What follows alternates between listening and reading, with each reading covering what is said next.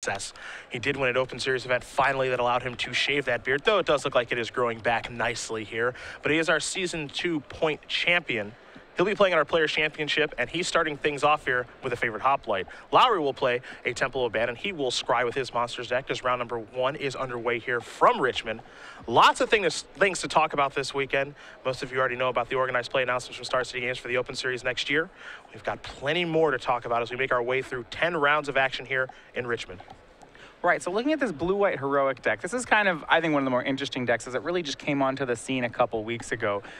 It'll be interesting to see how it does now that it's a little more of a known quantity. This kind of deck relies on a lot of cards like God's Willing, Defiant Strike, combat tricks, which maybe can catch opponents off guard. I don't think Chris is going to do that to anyone today, but that said, this is usually a pretty favorable matchup, I would think, for this style of deck. Lowry's deck being a mid-range deck with no real sweeper, maybe it'll be pressed to stem off a tide of attackers, which is what Chris is going to do. Yeah, this is part of the reason that Tom played this deck in Columbus a couple weeks ago, is because he felt your green mid-range matchups, your Monsters decks, your Abzan mid-range decks, they're a great matchup, as you're going to see an Ordeal of Heliod here suit up on the favorite hoplite, so that's going to grow a little bit larger and get in for 3 points of damage. Lowry's going to go down to 17. We'll see if there's a Mana Accelerant here, and he does in Rattleclaw Mystic, but these are the kind of decks that you're looking to prey on with Heroic. Yeah, I mean, that turn 1 hoplite into Ordeal start, you know, that was something that was a feared combo of Limited. You see finally making its way to the constructed tables. It's especially potent on the play against red decks because it gets favored hoplite into 4 toughness range before the red-green deck ever has 2 untapped mana. So therefore it plays around things like Lightning Strike, which is the main removal spell that you see out of red-green. A Temple of Enlightenment here from VanMeter. He's looking to scry, figure out if he's going to keep it on top or the bottom. It will stay on top. That is definitely a selling point in this deck, is if you can get your creature out of Lightning Strike range, as you will gain 10 life here from the Ordeal, it's very difficult for this Monsters deck to get things off the table. And you think of Monsters, you think of them typically having the biggest creatures. That's not always the case in this matchup. Right, and its favorite hoplite's pretty scary as a 4/5. There are creatures that red-green could have that would tangle with it, something like Pelucranos, but all it would take from VanMeter is a Defiant Strike, a God's Willing. These are cards that he has 4 of each in his deck to even push through something like Pelucranos. So it's questionable how's Lowry even going to kill the 4/5? There's also a Battle-Wise Hoplite in play now here for VanMeter, so 2 heroic creatures. We'll see if he wants to try to maybe make the Battle-Wise Hoplite a little bit bigger, as he will take his time here on his 4th turn of the game. Lowry trying to stabilize with an Ash Cloud Phoenix. One card that's probably pretty important for Anthony in this matchup is Stormbreath Dragon. Protection from white seems huge here. Yeah. Chris has a hand that's going to be pretty hard for Anthony to deal with. His remaining spells are both Feat of Resistance and God's Willing, which are his 2 instants in hand. They're joined by Heliod's Pilgrim, but he can use those spells to basically falter his creatures through to give them protection from whatever color Anthony's blocker is. And it's likely that that play will be available to Chris whenever he decides to take it, mainly because Anthony's going to have to keep tapping out. He can't just leave up mana for removal to blank those spells. It's an attack. Both hoplites are coming in. One is favored, one is very battle-wise. And we'll see how Lowry would elect to block her. You have to imagine he's blocking because it's basically a free roll. The Phoenix isn't going to die. The question is what creature to block in this situation. Yeah, well, he can't afford to just take all this damage. Would bring him down to 7, which is too close to lethal, especially with cards like God's Willing and Feat. Imagine it'll try to trade with the Battle-Wise Hoplite. It would just be a chump block. But he's going to go with a chump on the favorite hoplite, really, which is a lot of respect for a combat trick out of VanMeter. Yeah, trying to preserve his life total here as well. You mentioned that he is at 13. You know, you let that 4 damage through. It could actually be more than that if Chris wants to use an instant speed trick. You never do. No, you've got an idea what's in the heroic deck, but it does change from time to time. So there is the chump block. 2 damage will come across. This is going to turn down Will the Phoenix into a morph creature.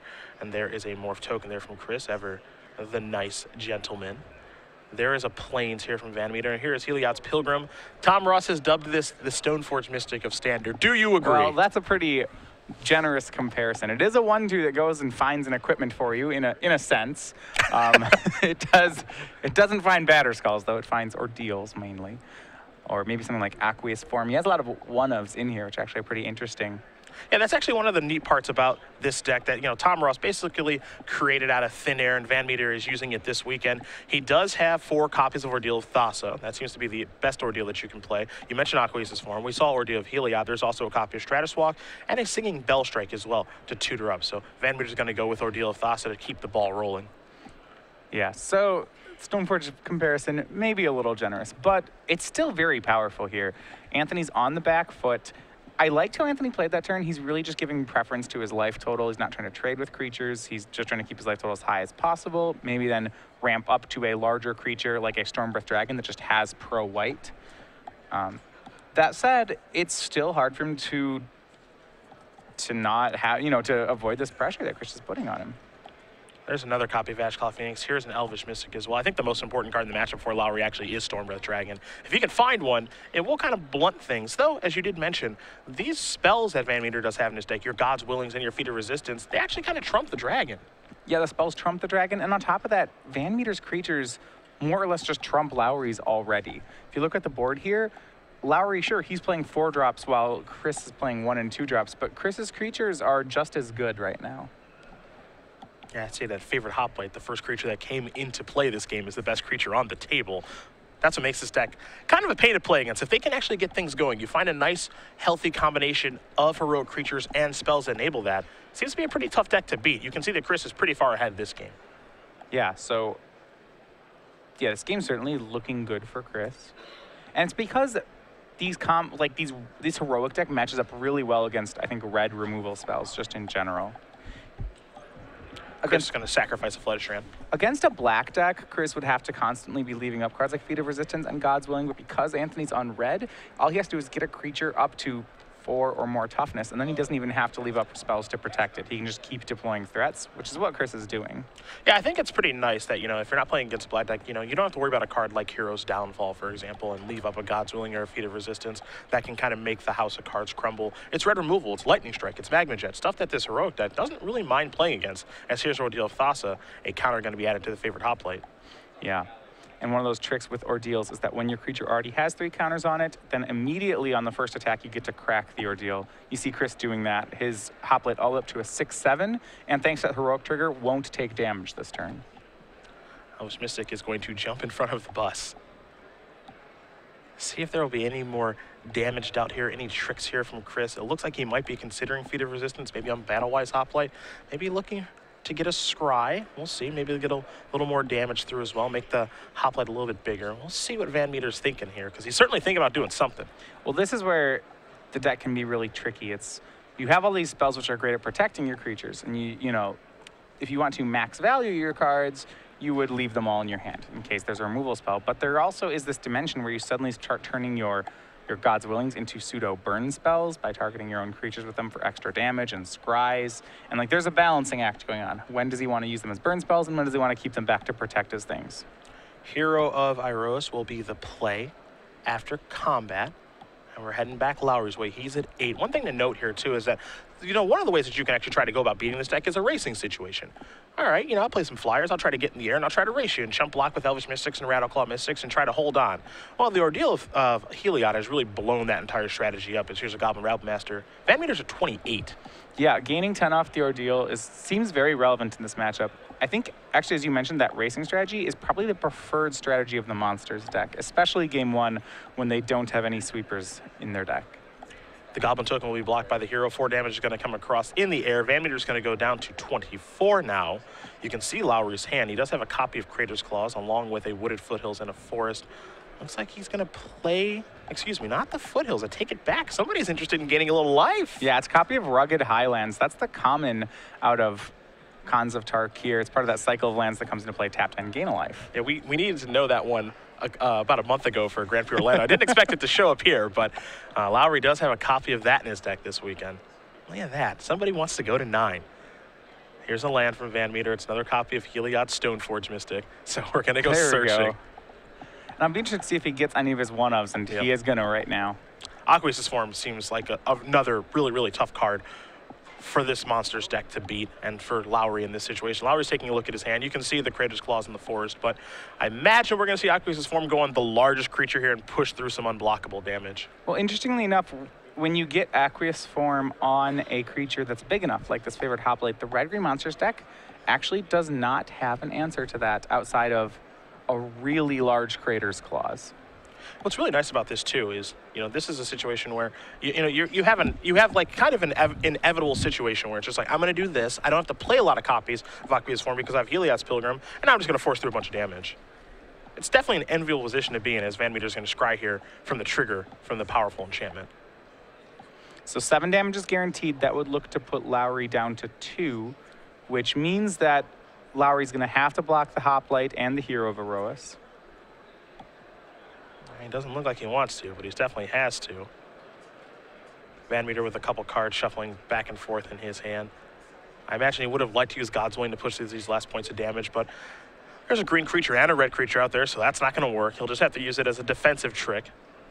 Yeah, not to mention actually a colorless creature, so he did have feet and God's Willing, so he could have gotten by red and green, but you can't actually choose colorless with those, so there was no way to get past the morph. The morph is going to be blocking something here, as will the Rabble Master. Are we trying to figure out, is there a way for me to make it out of this situation? As VanMeter's going to go to his grip. It's a feat of resistance. And that'll allow the last points of damage to come through. You mentioned 7 damage coming through. Feat will give you a counter. Heroic will give you a counter. That's 9, and that's the game for Chris VanMeter. Number 1 here on our leaderboard for season number 4, though he has already qualified for our Players' Championship. He's up a game here over Anthony Lowry. Blue-White Heroic up a game here over Monsters, as we will go to the sideboards in just a moment. But we want to talk first and foremost about the rest of season 4. We don't have a lot of it left. It's winding down pretty quickly. This year has gone by pretty fast. Yeah, I mean, we like we said before, we have the 4th Invitational coming up in Seattle. Before that, we just have a few Open Series events, and we'll look through them here. We already started the month with Columbus Open Series and Grand Prix, New Jersey. You see we're here in Richmond, the last one of the month. You'll be heading over down to Atlanta, being joined by Patrick Sullivan. I'm hoping it's warm there. It's not cold here, but it's not warm either. No, it's nice. This is great. This is nice for you since you're from Minnesota. Great. You have snow yet? Oh, yeah. Okay, I thought so. It's not actually, I mean, I have to give the due credit, though. It's not like Buffalo or anything you've been seeing those places up north. Minnesota, it's not the snow, it's more just really cold. For those of you who are looking for Star City Games Open Series in Buffalo, that's probably not ever going to be a thing. We'll go to Portland. You and Patrick will be there. I'll actually be playing that weekend, so hopefully you guys will get to watch me play a match. We've got the Invitational in Seattle to wrap things up. Our Players' Championship in Roanoke. Really looking forward to the Players' Championship in Roanoke. But as you saw there, yeah, just this Open Series, Atlanta and Portland.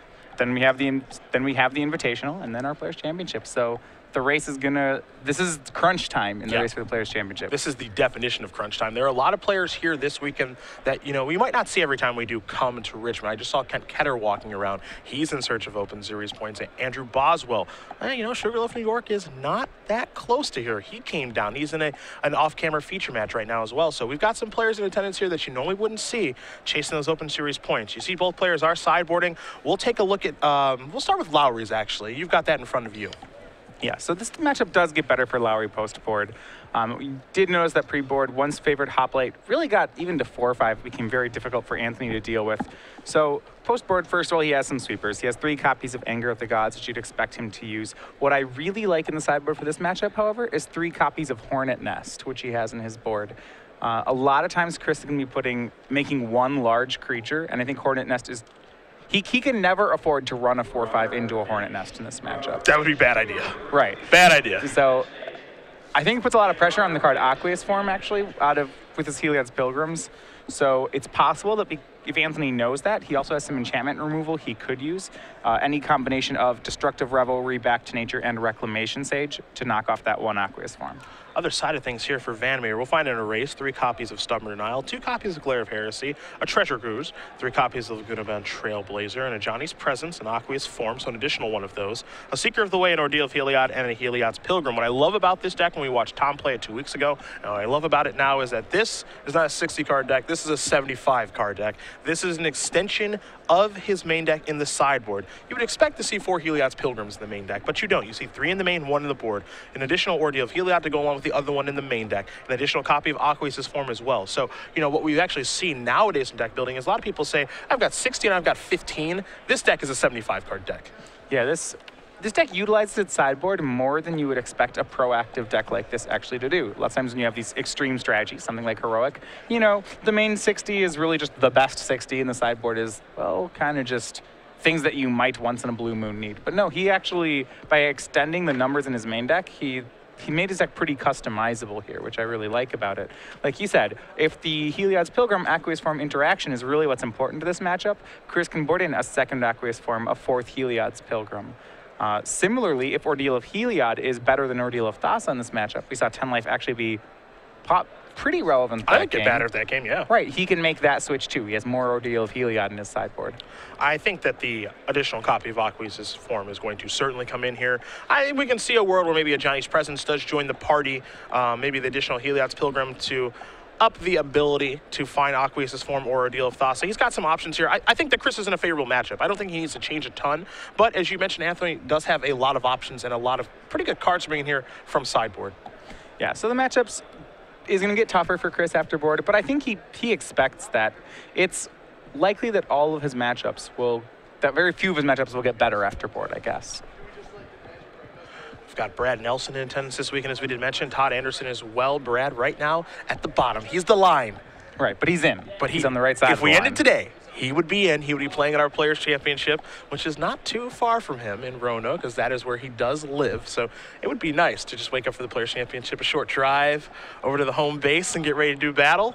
Yeah, Todd Anderson, on the other hand, has some work to do. He's sitting on the other side of the line. Yeah. So Brad has put together some nice weeks on the Open Series recently. Todd has been having, he's been kind of exiting the tournaments a little bit earlier than he would like. Don't know what he's playing this weekend. We've seen him do what Todd typically does, which is, play what is the best deck in the format and look to have success with it. But it hasn't really shown up. We've seen him play some obs on mid-range recently and some other things. So I'll be interested to see what he's playing this weekend and how the weekend does go for him. One of the many people will be following to see how things go.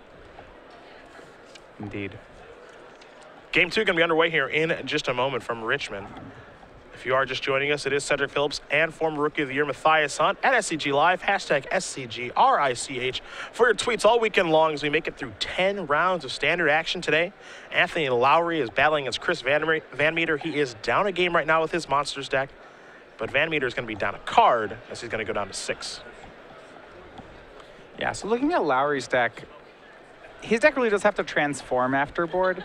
There are some cards in the main deck which really don't do a lot of work here. You see things like Chandra Pyromaster or Goblin Rabblemaster. These are normally very strong cards in this sort of deck, but as you saw last game when Lowry drew his Rabblemaster, it was dangerously mid-range, I guess, for the matchup. He had, his mana creatures were good, and I think his finishers were good, but Rabblemaster was really at a loss as to what it should be doing. You're so polite. It didn't block very well, and he didn't ever really want to be attacking with it either. You were so nice this morning. It was terrible in that game. It was horrible. Which is hard to say because Rabblemaster is a very good card. Yes. It showed up at the wrong time. He's got to get off to a nice start this game. Something like an Elvish Mystic into a Rabblemaster. That's where it's at its best in this matchup. Yeah, I think if he keeps all of them in, that's where it's at its best. He can also just become a pseudo ramp deck where he has a bunch of mana creatures and a bunch of dragons and then removal spells in between. And I think that we might see him do something like that. Let's see how VanMeter 6 does look. One thing about this heroic deck, I think it mulligans once okay. I think if it has to mulligan twice, it is bad news for this style of deck.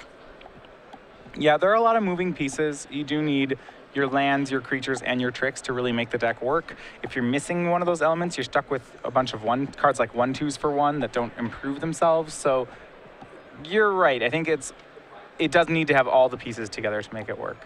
Well, the way VanMeter drew that top card, I think he's pretty happy. And you can actually see his hand now. He kept the hand with 2 islands along with some white cards, so he needed a white source of mana. He flicked it a little bit, but he's happy with what he found in a Temple of Enlightenment. So now he's got his white mana, as Lowry does have some mana acceleration here in Rattleclaw Mystic. Yeah, and I think this is where Lowry wants to be.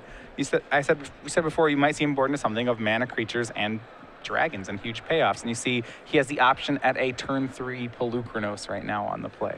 Now this is really interesting because you mentioned, okay, turn 3 Pelucranos, that's turn 3 5/5, that's pretty good. Or do you do that?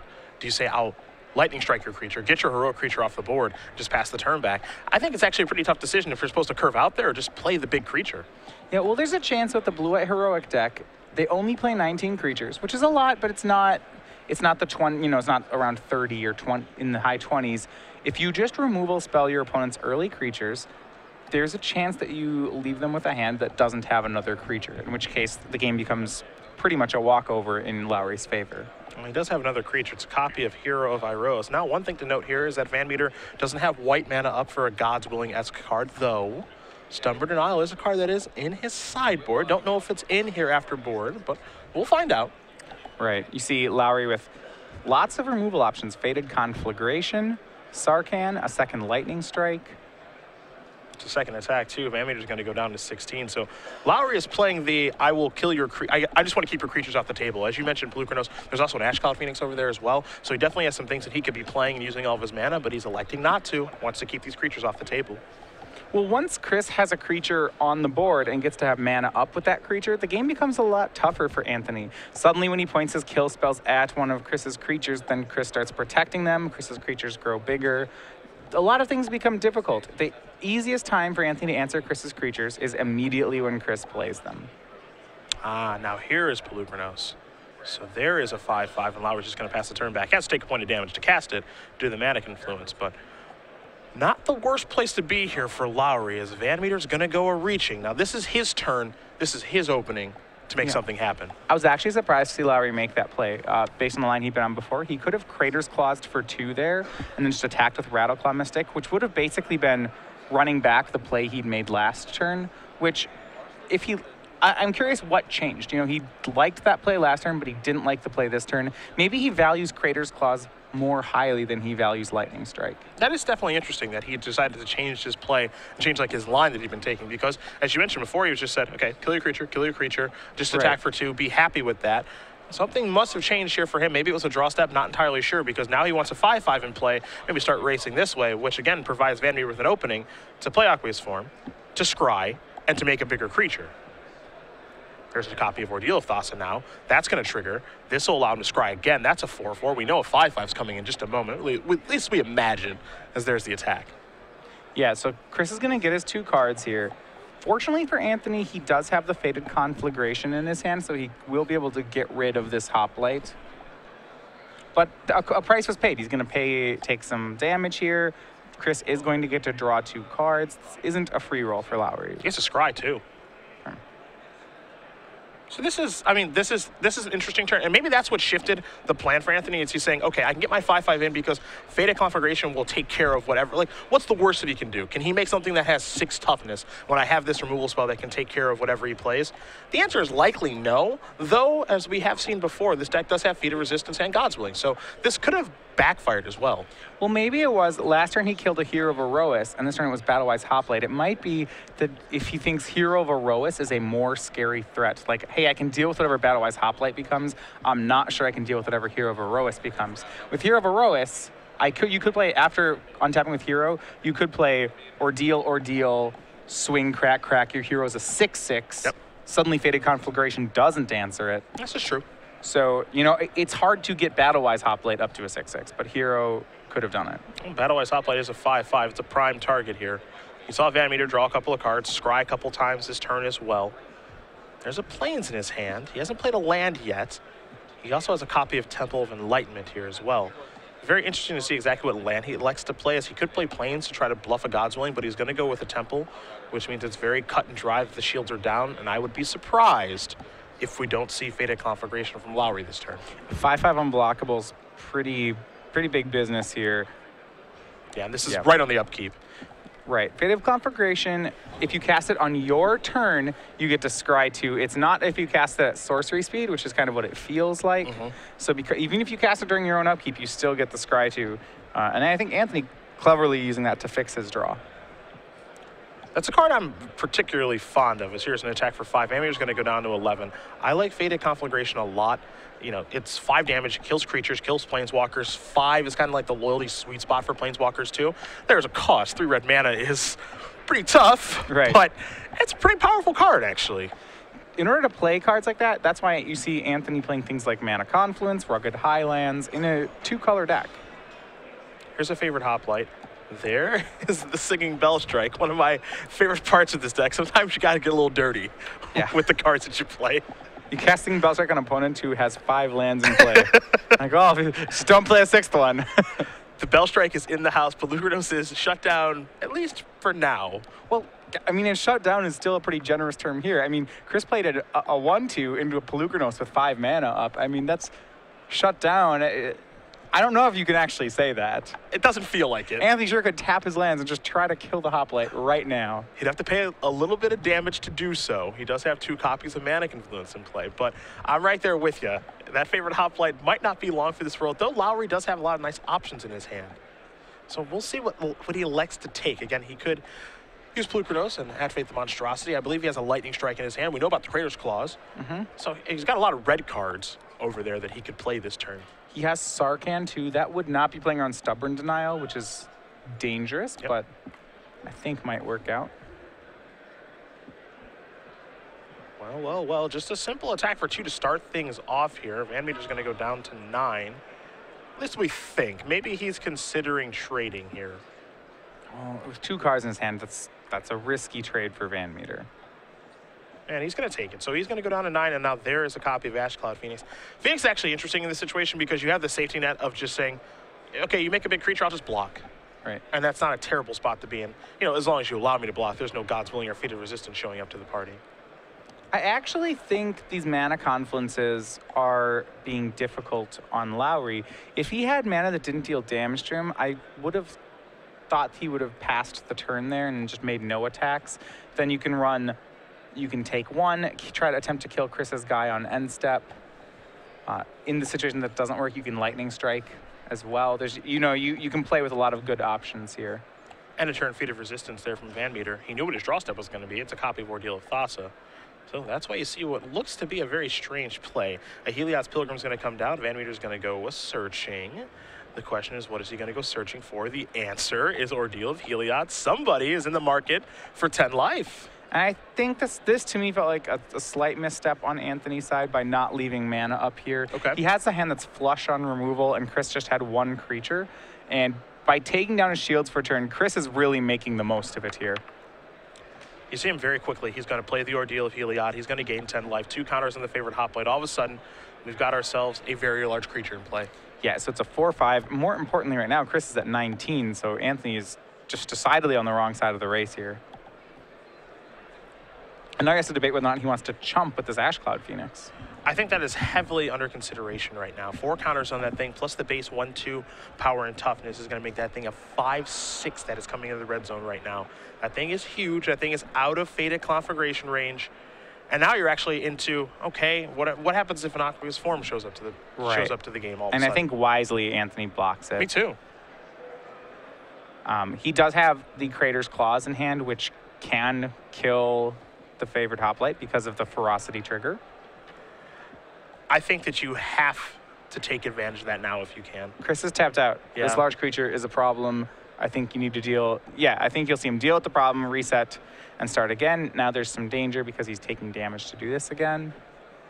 You mentioned he does have enough mana to do this. And there is the scary part of taking damage to it, but you have to get that thing off the table. It's caused so much trouble the last game. It's beginning to cause trouble this game. He'll have to take 2 to do it and go down to 9, but you have to get that thing off the table. Right, and that is X equals 4 because he has the Pelucanos in play. It is Ferocious, which adds 2, so it's 6, just enough to kill the favorite Hoplite. And we're going to see an attack here from the Morph creature, and I think I'm actually okay with this. It might feel a little bit risky, but you've killed so many heroic creatures this game. You know that Chris only has 1 card left in his hand. You don't know what it is. We know it's an Ordeal of Thassa. So you're probably sitting okay. You know, what's the worst thing that can happen? Which I guess are famous last words. Yeah, well, I guess nothing bad can happen. I'm not positive I see the appeal of 2 life points. I think Anthony's playing a control game that once he deals with Chris's board, he can more or less win at will. The draw for the turn was a copy of Aqueous Form. The second one in the sideboard. And there's an Ordeal of Thassa there as well. But this is one of the few times that when you cast Ordeal of Thassa, something doesn't get a counter right away. It's just kind of boring. But the attack will give it a counter. So in for 2, we're going to go. Lowry is going to go down to 7 here. And VanMeter's just going to pass the turn back. Going to sandbag that Aqueous Form. So he head back Lowry's way. Can't strongly enough state just how much those mana confluences have been an issue for Lowry, which is why I think he's really happy actually to draw a card like Rugged Highlands. Yeah. He gains a life, and now he can stop tapping those confluences. They played it with a little flair, but oddly enough, going up to 8 might be the difference in this game. You mentioned it, those mana confluences have been very problematic. They've been dealing a lot of damage, as there's a Lightning Strike to take care of this, so a little 2-for-1 action. And now you have to imagine Anthony is in the driver's seat. He's going to attack here for 4 points of damage. Yeah, the blue-white heroic deck is very good out of the gates. And I think like a lot of Tom Ross creations, it's like once your opponent kills your last creature, there's no coming back. Yeah. I've seen decks like Boss Sly or Legacy Infect. I think those decks also have that thing. Like, once I kill your last creature, oh boy, then you start drawing a bunch of pump spells. And the draw steps get pretty ugly. Oh, they get fast. really bad. And I think there's going to be some of that going on here. You know, you see Chris with a hand of land, Aqueous Form. This should be a doozy. Another land. Yeah. Sarkin came down, it attacked, and VanMeter is going to pack it up. So Anthony Lowry is going to win game number 2 here. Monsters, Heroic, a little Pharaohs battle here, going to game number 3 in just a second. And interestingly enough, Anthony won that game without the help of any of his board cards, which I think is pretty interesting. He did have an extra Lightning Strike and maybe an extra Fated Conflagration in his board, but the cards that I was really expecting him to take it down with, things like Anger of the Gods, Hornet Nest, we never really saw any of those that game. Yeah, I mean, I actually want to see what Hornet's Nest does to a game, mostly because I love the card Hornet's Nest, but I do want to see what it's going to do if he's able to draw this. He's going back to the drawing board here, so Chris is actually already shuffling up for game number 3. Anthony's going to change some things around. While these two players do get ready, we will talk about Cardboard Crack, the very funny and popular Magic comic. I'm a pretty big fan of this series. It started kind of just as some images that I would get linked to online, but it has since really kind of come into its own. You now can find it on starcitygames.com/cardboardcrack. There are 3 volumes of the comics. Each one is $12.99, and they're available for order. Yeah, it's pretty sweet. You know, I follow him on Twitter. It's in the Star City Games newsletter as well.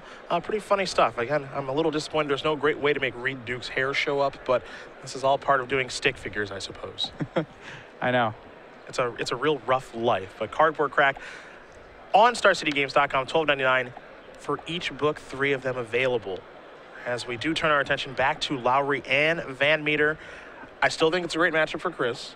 I do think it might be a little more difficult on the draw than it is on the play, as we saw in the last game. Also, we did mulligan the last game, but by and large, I think this is a matchup where if I told you, hey, you're going to play against green-red monsters all day, he'd be pretty happy. Yeah, well, we saw on the play, he was able to get one of those favorite hoplites to just dodge Lightning Strike. It was a 3/4 by the time Anthony untapped, and that's so huge because it's so difficult for Anthony to answer the card at that point. I think Hornet's Nest is still his best way to do it at that point, but he needs to have one. He only does have 3 in his board. I'm a little surprised to not see Lowry playing Teamer Monsters this weekend. That's a deck that he's been working on quite a bit, but you know, he has been writing a lot about the differences between playing the Teamer version, of course, with blue versus just the 2-color version here in red-green. You know, what's the best way to go? It's pretty tough to say. I mean, we saw this red-green Monsters deck, or at least a take on it, win Grand Prix Los Angeles, so clearly it has a pedigree of success. What's the best way to go? That's pretty tough to say. Yeah, there are different strengths of the different builds.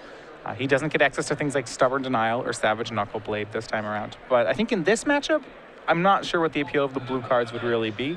So red-green seems just as well situated, even if it's a tough matchup both ways. Yeah, and I'm with you. I think it's a tough matchup both ways. You know, if you're choosing to play a Monsters deck, you're hoping to dodge heroic decks for the weekend, which clearly he has not been able to do thus far. The blue does provide you with some things, and we know that a player like Brian Kibler is a big fan of the blue cards in his deck. He loves the Savage Knuckle Blade. Stubborn Denial has been pretty powerful for him as well. So, you know, this weekend, Anthony has elected to take the 2-color approach, and we'll see if he can have similar success as we saw at Grand Prix Los Angeles, which would be winning the tournament, which would be pretty good. Absolutely. I do like this heroic deck, though. I think this is going to pick up in popularity. Tom's performance was impressive a couple weeks ago in Columbus, but as we have come to find out here over 2014, Tom's performance is always impressive. I mean, all the way to last weekend's Grand Prix, we had a runner-up finish of a 4,000-man event. This certainly has been Tom Ross's year. A lot of times, you don't always see other players replicate Tom Ross's level of success with his decks. I think Infect has really caught on in Legacy where other people have had successes with it, but something like Boss Sly was, I feel like Tom was really just the premier pilot of that one. So I think it's interesting to see other people play Tom Ross decks to see, okay, how well is this deck going to do in other people's hands? I think we'll find out some of that tomorrow. So you mentioned Infect. I think with his runner-up finish at Grand Prix New Jersey last weekend, we're going to see more of that than we normally would. You know, the deck is definitely legit. It's very hard to play, as Tom has demonstrated, but I think we'll see more of it and more people giving it a chance now. And, you know, we've seen him have open series success with it, but in a 4,000-person Grand Prix, that kind of solidifies it. Okay, this is a thing that we should probably be doing. So it's quite good. Sure. It's Plains. It's a favorite hoplite. We're underway here in game number 3, as Lowry will draw a copy of a Wooded Foothills. And this was not the creature that Anthony wanted to see. It's going to give him memories of game 1. Chris has enough ordeals and enchantments in his deck that you have to think that this guy's going to get 4 toughness.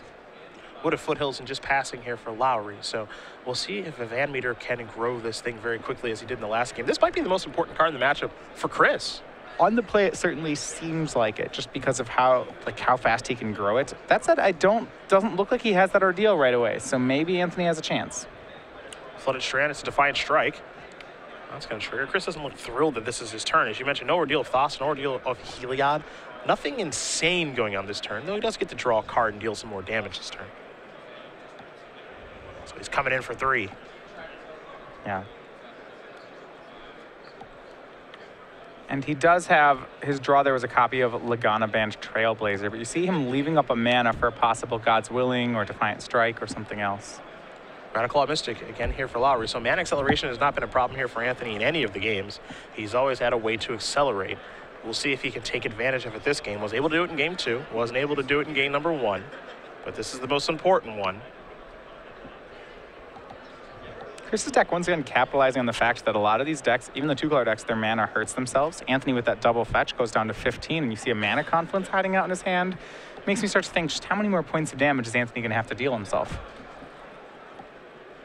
Mana Confluence is just it's like a necessary evil in this deck because the 2-color decks don't have great mana. It's okay, but it's not great. You know, you don't have tri-lands. I guess you could if you wanted to. You could play a card like Frontier Bivouac, but, you know, it comes into play tap versus coming to play untap, so there are some costs that are paid in different ways.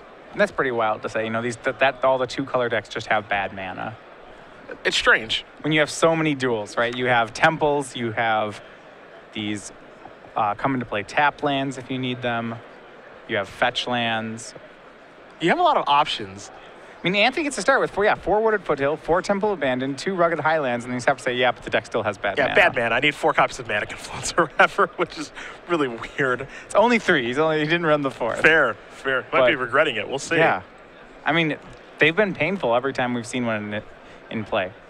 It's a Temple of Enlightenment. Top card's going to stay on top here for VanMeter. He's going reaching. Aha, we're trailblazing now.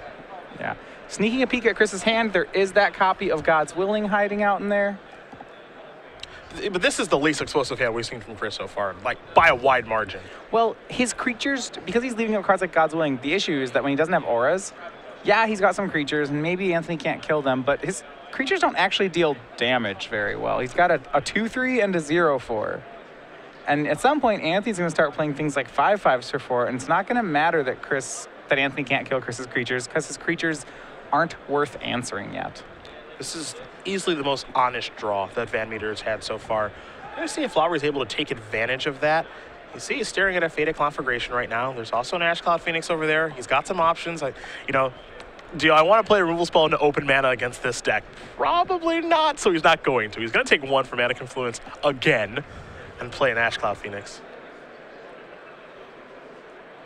You see Stormbreath Dragon hiding in his hand, and there's actually another card in here that I was not expecting to see in his hand. This is like 1 copy of Harness by Force that he's brought in for the matchup. Presumably if one of Chris's creatures gets really large, Anthony can take it and hit him with it. That, to me, though, says that Anthony really thinks that his plan is not to become a control deck. His plan is to race. Yeah. And racing, I feel like, can be the right strategy, depending on how the draws do line up. The thing that makes this kind of an interesting the racing situation is that Chris has the ability to just blow that up with Ordeal of Heliod, gaining 10 life. He can just completely annihilate the idea of, we're racing? All right, well, I'm going to gain 10. This race is over. Also, Harness by Force is a 3-mana sorcery, and you are playing against a deck that runs cards like God's Willing. Maybe you're going to play Temple of Enlightenment. He'll scry, and now here's an Aqueous form. So chances are he'll be scrying again in just a moment. Heroic Trigger, of course, will make that into a 3/4, and now it is time to scry and unblockable damage. So Ash Cloud's Phoenix, its plan of maybe blocking, not so much. Aqueous Form was the card Chris needed. It said that there was this problem where Chris's creatures weren't relevant. Well, now that guy is relevant, and with the double God's Willing that's in Chris's hand, I'm not sure Anthony's going to be able to kill this. Well, Lowry does have a copy of Back to Nature in his hand. Interesting. That'll be a good start. He has that and Reclamation Sage. Yeah? So he can blow up the Ordeal. You mentioned the last game I don't think he drew any of his sideboard cards. Well, he's drawn quite a few of them here. Yeah. There is Reclamation Sage. It's super important for him. Yeah, I don't think he was going to beat that Aqueous Farm. I don't think so either. Looks like he's got to get into the red zone now, too. And here's that racing strategy we've seen Anthony been doing. His 4 comes across in the air. And I think that I don't think that you can play like a slower game. I think that you have to race. Your creatures are big. You know, you have Stormbreath Dragon in your hand. That card has haste as well. You've got some nice options here. It looks like VanMeter is going to cast the God's Willing on the upkeep and trigger Heroic. That's going to tick up to a 3. So now we have a 4-power creature here. Well, here's the danger. With those 2 God's Willings, Chris can tick it up to from 4, and the next turn he can make it lethal. He can make it a 5. It is 100% on Lowry to leave back different colors of creatures back. There's an ordeal. And this was one of the problems we had with the racing plan. It shows up here. Now, Lowry does have Back to Nature, so he's going to cast that. He'll have to take 1 to do it. So it's not going to gain 10 life, and it's not going to provide a counter with the ordeal. So this is actually probably pretty important if we're going back to the racing, which it looks like we are. I don't think there's anything to be done on Chris's side. His remaining 2 cards are God's Willing and Hero of Erois.